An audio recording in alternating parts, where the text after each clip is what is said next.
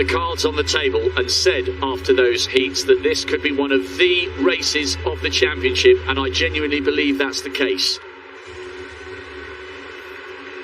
It's our penultimate track competition. You won't miss anything in the women's triple jump and the men's high jump. Sufyan El-Baqali is bidding to add the world title to his Olympic crown. He's been brilliant this season. He's so fast over the 1500.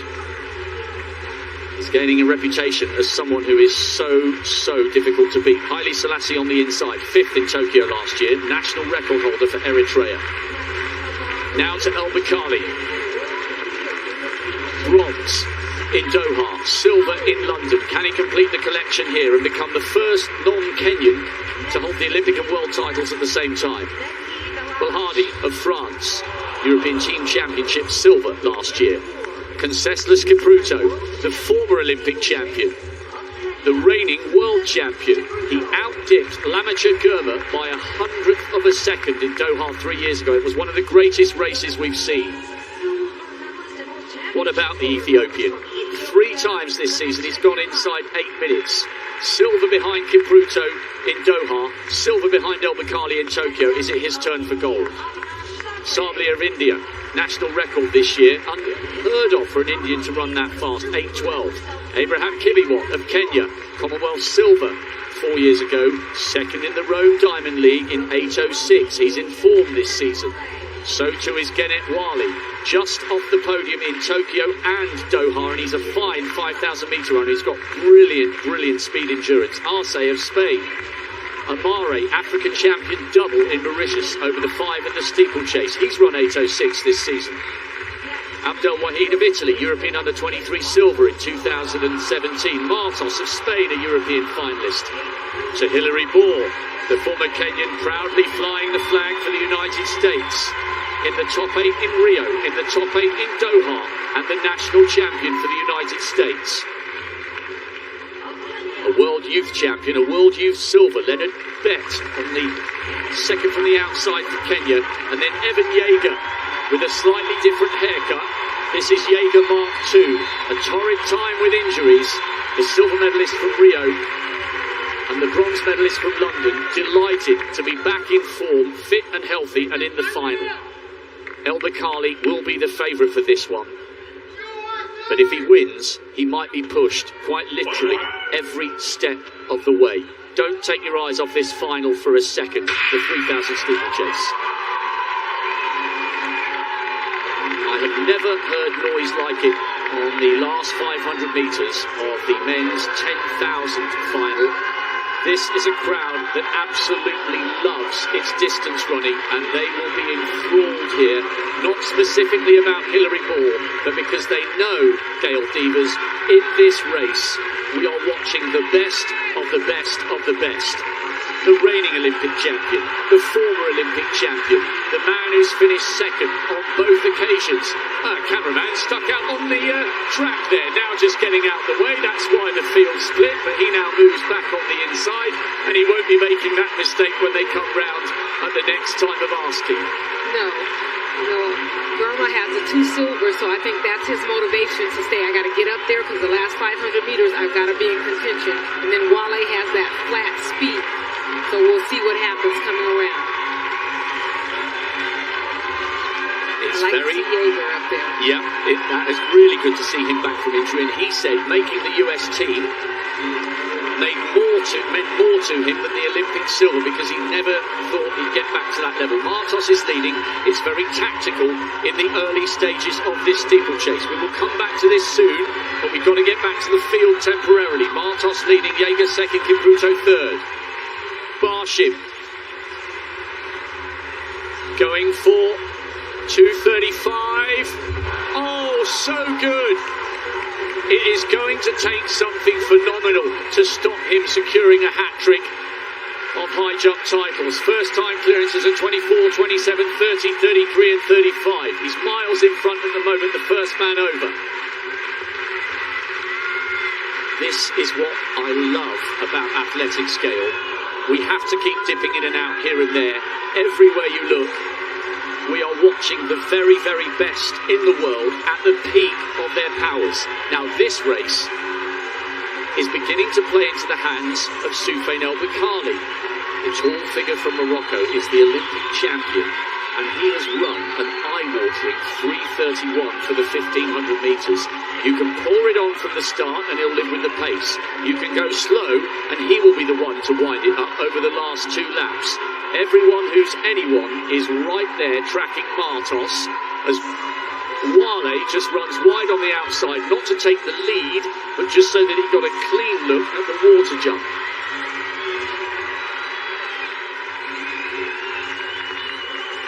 You wonder if somebody's going to actually say, okay, I'm going to open it up, or are they going to wait to the finish? But like you said, no matter where they are in the race, Baqali figures out, I know how to get this done. 2:57 for that first kilometre. By their standards, this is slow. Somebody needs to grab this race by the scruff of the neck. Germa leads. He has been so close to tasting glory on so many occasions, but now Conceslas Kipruto comes to the front. This is a guy who's won it all, a world youth champion, a world junior champion. He's the reigning world champion and won the first of his 2 world titles in London 5 years ago. Car crash at the end of 2018. He's had all sorts going on in his life off the track, but he looks like he's approaching his best form, tucked in on the inside. He looked really comfortable. He was exchanging words in Swahili with Hilary Ball at the end of the semi-finals, or heats, or whatever you want to call them, and they're talking to each other again now on the inside behind Lamicha Germa. And still no move from Sufyan El-Baqali, who is buried in the middle of the pack, as Bellardi of France now comes up to try and turn this into a bit of an honest pace. And Conceslas Kipruto has gone to the front, but he hasn't gone to the front to turn it on. He's just making sure he gets a clean look at the barrier.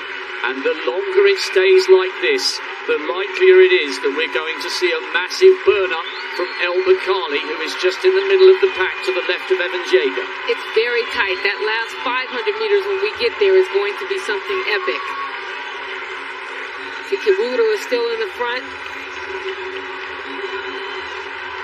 Kierma's coming back. Wale's deciding that he's going to take it. Kipruto's in the front so that he can stay clear of the water jump. Exchanging a bit of words with Boer. And here comes Martos on the outside. They're pushing and shoving, a little bit of elbowing. Coming round now with 3 laps to go.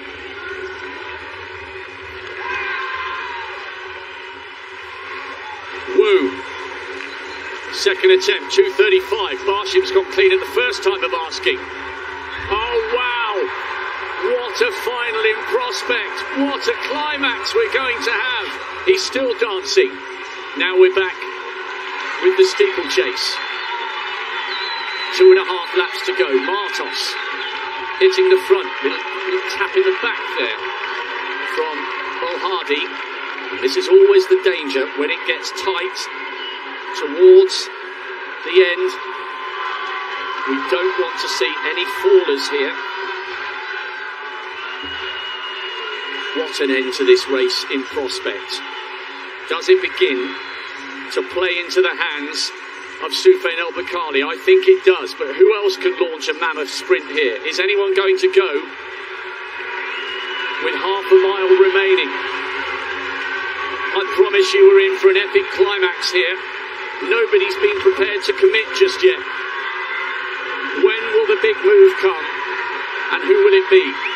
Baqali is almost running wide into lane 3. Now he needs to get slightly closer to the front because, there's a faller there. That's always going to happen when it's so tight. El-Baqali needs to pay close attention here because if somebody suddenly bursts, they get the edge.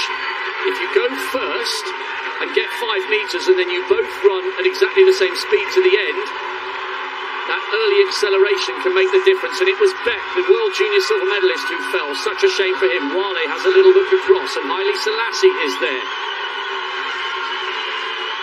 Kipruto and Boer keep nudging at each other. Haile Selassie leading. Now Sufjan El-Baqali coming up towards the shoulder of Conseslus Kipruto, who is the reigning champion.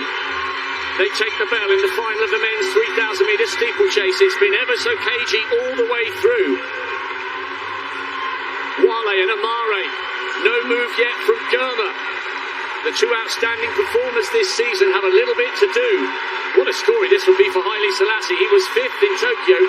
Amare trying to come through on the inside, and he manages it somehow. Wale leads. Conseslus Kipruto coming up on the outside, and another faller. It was Mare that fell. Germa coming up onto El-Baqali's shoulder, but El-Baqali floats across the front. Now comes the acceleration. Kipruto is the defending champion. Germa, silver in Doha, silver in Tokyo. Can he somehow wrestle the gold away from Baqali? No, he can't. El-Baqali becomes the first non-Kenyan to hold the world title as well as the Olympic title. And the silver goes to Germa once again. And Conseslus Kipruto makes it yet another medal.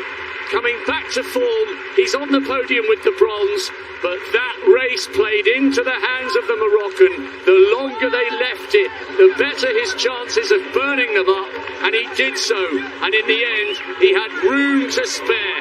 What a victory, and what a performance from Sufjan El-Baqali. The winning habit from Tokyo has followed him here to Eugene.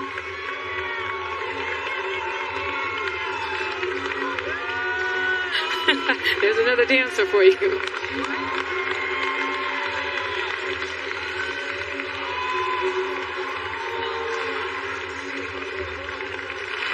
How do you beat a man who can run 3:31 for 1,500 metres with a beautiful hurdling technique?